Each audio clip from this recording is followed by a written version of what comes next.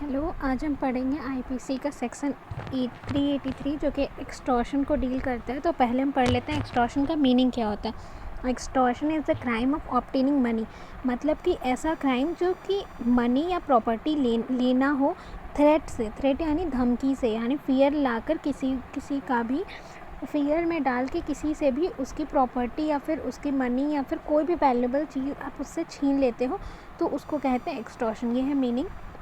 अब एक्सटॉर्शन को English law में कहते थे ब्लैकमेलिंग, मतलब कि इंडियन लॉ आईपीसी से पहले जो लॉ था उसमें कहते थे ब्लैकमेलिंग। तो इसमें बेयर एक्ट की जो लैंग्वेज है उसमें लिखा है whoever intentionally put any person. Intentionally put any person यानी मेंसरिया इंपॉर्टेंट है यहाँ पे। Fear of any injury to that person, यानी फियर यानी कि डर और to any other person. It dishonestly inducement. Dishonestly inducement मतलब ये किसी को गलत तरीके से dishonestly induce so that put and fear में डाल के किसी भी इंसान को ये कहना, किसी भी एक्यूज जो हो वो किसको कहे कि अपना फियर में डाल के, थ्रेट में डाल के धमकी दे कि अपना मनी या फिर अपना कोई भी सिक्योरिटी या फिर कुछ भी मुझे दो धमकी के रूप में। ये थेफ्ट से अलग है। थेफ्ट और रॉबरी एक अलग चीज़ है। एक्सटॉर्शन जो होता है वो थेफ्ट और रॉबरी के बीच में आता है। तो ये जो एक्सटॉर्शन है, तो ये जो यहाँ वैल्यूएबल सिक्योरिटी लिखा है, तो जो वैल्यूएबल सिक्योरिटी आईपीसी में डील है सेक्शन 30 में, और इंजरी जो है यहाँ पे put and fair of injury, तो इंजरी सेक्शन 44 में है। तो आईपीसी के ये सारे सेक्शंस में है। तो और मूवेबल प्रॉपर्टी जो कि सेक्शन 22 ऑफ आईपीसी में है। तो वैल्यूएबल सिक्योरिटी यानी कोई भी डॉक्यूमेंट जो कि लीगल राइट से के रिलेटेड हो वो वैल्यूएबल सिक्योरिटी होगा, जो कि आईपीसी के सेक्शन 30 में दिया है। और इंजरी किसी भी तरह का इंजरी, या तो वो बॉडी, माइंड, रेपुटेशन, प्रॉपर्टी, किसी भी तरह से रेपुटेशन का हार्म होगा तो वो डिफेमेशन में आएगा, जो कि 499 में डील हुआ है। तो इसके मेन इंग्रेडिएंट देख लेते हैं, इंग्रेडिएंट से पता चल जाएगा।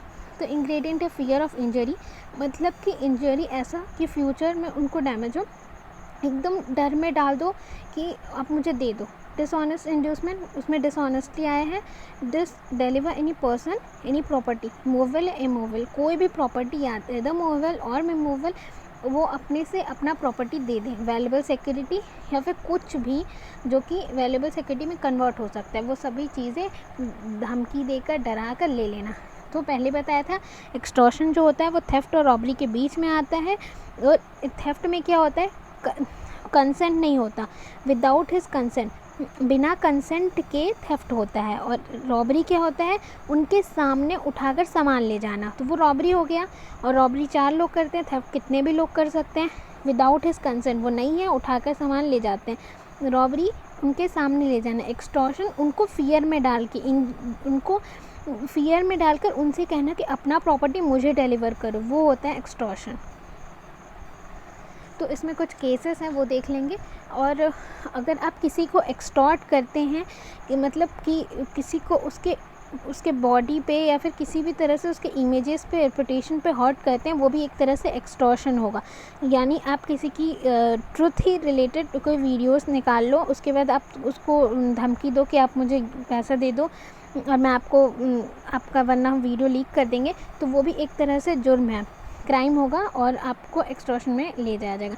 तो एक केस था AR अंतुल्य वर्सेस RS नायक। तो ये पुराना केस है, 1986 का केस है। इसमें कहा गया इंजरी जो कि सेक्शन 44 में डील होता है वो 2 तरह के, डायरेक्ट और इनडायरेक्ट। इसमें ये कहा गया कि इसमें किसी भी तरह से कोई भी डर जो होगा, डर अगर पैदा किया जाता है किसी भी चीज़ में तो वो एक्सटॉर्शन होगा। Threat to wrongful confinement. Wrongful confinement define है सेक्शन 342 ऑफ आईपीसी, वो मैंने पढ़ाया है। तो थ्रेटनिंग टू प्रोसिक्यूट यानी किसी को प्रोसिक्यूट के लिए थ्रेट करना, धमकी देना। या फिर threatening to public defamatory offence. Defamatory यानी कि किसी के रेपुटेशन को हर्ट करना, किसी के इमेजेस को पब्लिश करना। एक तरह से ये सेक्शन 499 ऑफ आईपीसी है, एक तरह से क्राइम है। ये सब जितने भी इंजरी डालते हैं फियर में, इस केस में ये हेल्ड हुआ था कि इन लोगों पे लगेगा। एक और केस है शंकर भागवत 1866 का केस है। इसमें ये कहा गया था कि थ्रेट जो होता है उसमें ऐसा नहीं है कि अगर एक धमकी दे रहा है और दूसरा पैसा ले रहा है, दूसरा धमकी देने वाला रिस्पॉन्सिबल है। हर कोई रिस्पॉन्सिबल है जो इन्वॉल्व होगा तो एक्सटॉर्शन में। अगर एक धमकी दे रहा है और दूसरा पैसा ले रहा है तो दोनों इन्वॉल्व होंगे। एक तीसरा केस है रमेश चंद्रा अरोरा वर्सेस स्टेट। इसमें ये कहा गया था, कहानी एक लड़का और लड़की की को कहा गया कि वो अपने कपड़े उतारे ताकि उनके नेकेड फ़ोटो ले लिया, और नेकेड फ़ोटो के बाद उसको एक्सटॉर्ट किया कि आप मनी दो वरना मैं आपके फ़ोटो लीक कर दूँगी। तो एक तरह से ये भी एक्सटॉर्शन के रूप में आता है और उसको भी एक्यूज़ गिल्टी हुआ था। एक और केस है चंद्रकला वर्सेस रामाकृष्ण। इसमें ये कहा गया था कि एक जो लेडी टीचर थी कोई, उसको एक्सटॉर्ट करके धमकी देकर फियर में डाल के उससे 3 ब्लैंक पेपर पे साइन करवा लिया गया। और अगर कहा गया अगर तुम साइन नहीं करोगी 3 ब्लैंक पेपर पे तो उसके मॉडेस्टी पे, उसके इमेजेस पे, उसके रेपुटेशन पे हर्ट करेगा, उसके रेपुटेशन को पब्लिकली हार्म करेगा। तो एक तरह से ये एक्सटॉर्शन होता है कि किसी के इमेजेस को, क्योंकि डिफेमेटरी ऑफेंस होता है जो कि AR अतुल्य वर्सेस केस में डिस्कस हुआ था। तो डिफेमेशन जो कि सेक्शन 499 में डील हुआ है। आई होप आप समझ गए होंगे। Thank you.